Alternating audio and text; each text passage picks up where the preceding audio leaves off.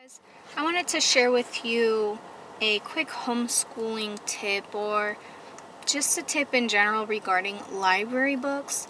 Me and my four boys each have a library card, and each card can borrow, I believe, up to 50 books. And it is not uncommon for us to have 80 plus items borrowed from the library on a combination of all of our cards at any given time since we homeschool. So I wanted to share with you how I keep track of all those books and when they're due and on whose card they are borrowed. With these books to return. And the way I keep track of all of this is in my reminders app on my phone. I have a specific list called library. And as you can see right now, we have 39 books out. So every time I get library books borrowed from the library, I type in the book, and in the notes part of the item, I put the initials of whose card it's on and the due date. And then I put a reminder for between 3 to 4 days before the due date to remind me on my phone that this book is due, and I'll see the due date in the notes. So now whenever this comes up, I'll see it in red. None of them are red now because I actually have them all renewed, and none of them are due within the next 3 or 4 days. So now I'm going to return some books, so I'll just click search in my phone and then start typing in the title of what I need to return. And it's hard to type when you're looking through the camera. So I'm going to return both of these books, so then I'll just check them off. Double check the book. So you can see here my kids were reading Naruto, volumes 1 through 3, and volumes, I'm not sure which one this is, but this one, 4, 5, and 6. So I'm going to return volumes 1, 2, 3, 4, 5, and 6. So it's 2 books. Check it off. Okay. Now I'm going to go ahead and check off the rest of the books and return them into the library, and they'll be out of my list on my phone.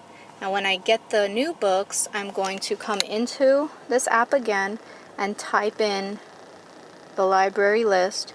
I'm going to I'll type in the title, and then on the info, I'll set a due date 3 or 4 days before the actual due date, and I'll type in the initials of whose card it's on and the actual due date here, and then I'll push done, and that's it.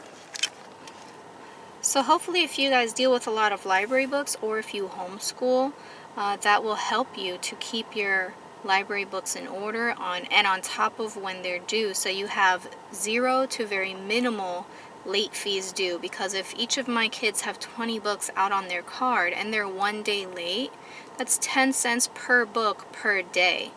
It can really add up, even if it's just 1 day, for a total of 20, 25 books all due on the same day, and I forget 1 day.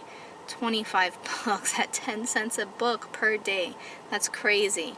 So throughout the entire year, I've accrued a late fee of, I think, a total of $3 for all 5 library cards.